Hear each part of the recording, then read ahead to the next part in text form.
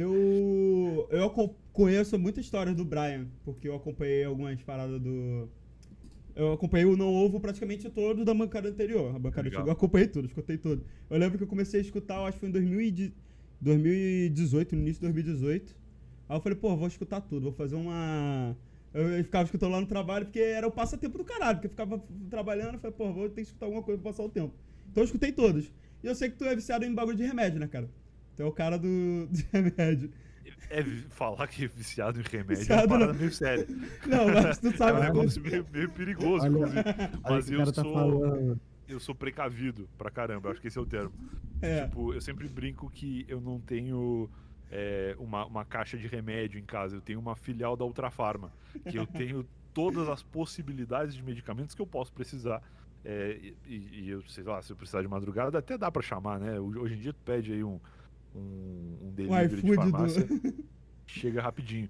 Mas eu tenho bastante coisa em casa, cara, e eu entendo, assim, Ok, eu meu Deus. sei mais ou menos o que se deve utilizar pra cada coisinha. Mas nada grave, se é alguma coisa séria eu prefiro ir ao médico. Eu lembro que teve um novo só disso, né, cara? Tu falou um negócio de remédio.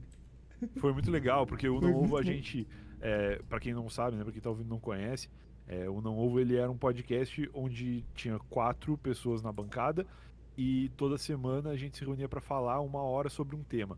Então a gente escolhia um tema e saia falando, contando histórias sobre Nem esse tema sempre e tal. seguiu o tema, né?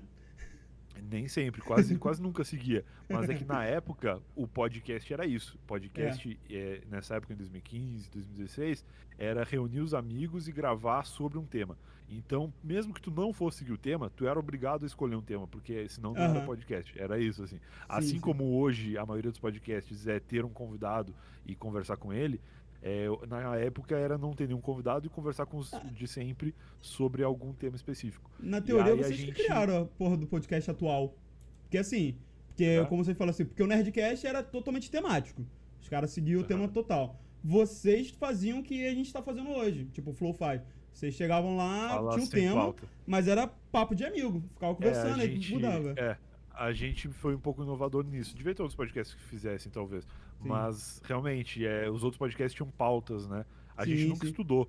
A gente sentava e É isso conversava. que a gente tá Na fazendo. verdade, a gente nem sabia o tema. A gente sentava e o tema era definido, muitas vezes, já gravando. A Aham. gente ficava, vamos falar sobre o quê? Vamos falar sobre o quê? E aí ficava conversando, um dava uma ideia, outro dava outra ideia. Aí alguém falava, não, vamos gravar logo, senão a gente não vai decidir nunca. Aí apertava o REC, começava a conversa, e aí durante a conversa se escolhia o tema. E isso acontecia muito. Mas isso só funcionava porque era a gente, cara. Porque a gente tinha uma conexão muito grande, porque porra, eu, o Igor e o Luigi, a gente morava junto praticamente. A gente era meio friends, assim, sabe? Morava todo mundo no mesmo prédio e a gente se via todos os dias. Então todo dia ia todo mundo pra casa de um, aí fazia uma janta, fazia uma parada. Então a gente se conhecia há muito tempo já.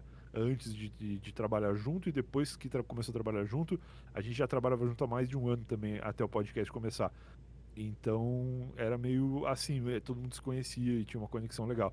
E só não tinha convidado, né? Porque como era presencial, era muito rolê pra levar alguém. A gente até levou algumas pessoas, acho que algumas vezes. Teve aquele de 24 horas, né?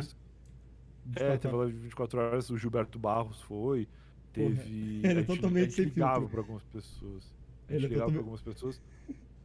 Quê? Não, ele é totalmente sem filtro, né? O Gilberto Total, Barros. cara. O Gilberto Barros ele foi com o filho dele, que é aquele que na capa do disco tá colocando a mão dentro da roupa dele. Já viu aquela capa? Eu lembro dessa porra. É uma capa bem polêmica, porque é uma criança colocando a mão dentro da roupa de um adulto. E aí é o filho dele tava lá. E aí foi o filho, foi a produtora, foi mais alguém junto, assim. E aí eu lembro que a produtora dele tava atrás de mim. Era uma bancada, uma mesa redonda, e aí tava o Gilberto na minha frente, o resto da galera distribuído ali na mesa, e atrás de mim tinha um vidro e tinha a produção ali, a produtora dele, a galera que tava reunida e mais uma ou duas pessoas do escritório que iam participar da live depois. E aí, atrás dele tinha um quadro branco, aqueles quadros de escrever na parede, sabe? E aí, eu pelo reflexo, porque atrás de mim tinha esse vidro, tinha uma janela. E aí batia o sol neles e eles refletiam no quadro. E aí o Gilberto Barros ficava falando umas paradas ultra conservadoras, assim, de nacionalismo e não sei o quê. E atrás de mim tava a produtora dele fazendo assim, ó. pra ele calar a boca. E aí ela ficava fazendo muito gesto, assim, e eu ficava vendo a sombra. E eu queria muito olhar pra trás pra ver o que tava rolando. Só que, enfim, tava sendo transmitido em vídeo também nesse dia. Que era uma Aham. parada que não se fazia, isso realmente, Ah, o assim. primeiro videocast. Podcast era só áudio, né? E Sim, sim. aí a gente até começou a fazer umas paradas com vídeo e tal, e era muito legal. Mas a gente não levou a sério, assim, de, vamos fazer e colocar o Não Ovo no YouTube. Era só de vez em quando, assim, e a Se galera vocês gostava bastante tivessem quando acontecia. entrado, vocês talvez seriam o tal flow de hoje em dia, né?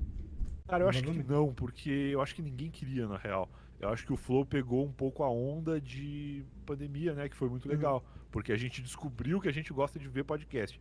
Mas eu acho que se tivesse feito naquela época, a galera tinha cagado. Até porque o nosso público era público que ouvia podcast.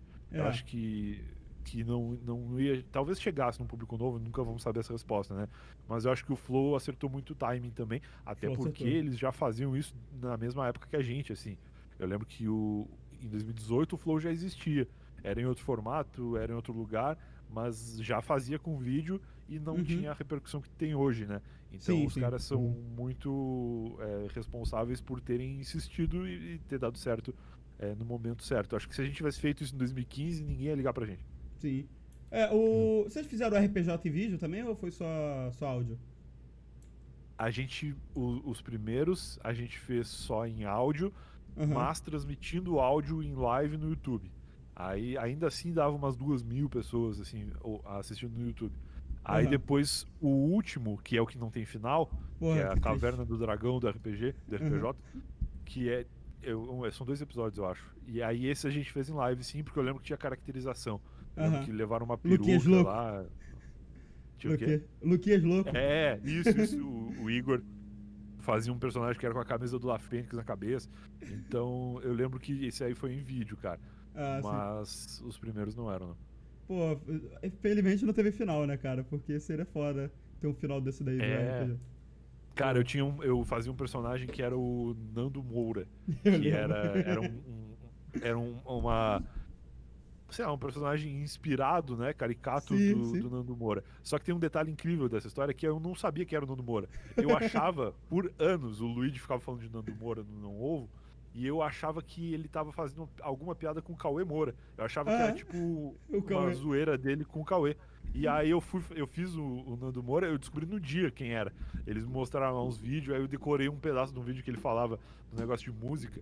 E Aham. eu toco o instrumento também, então eu entendi o vídeo dele. E eu falei, vou fazer uma zoeira com isso aqui.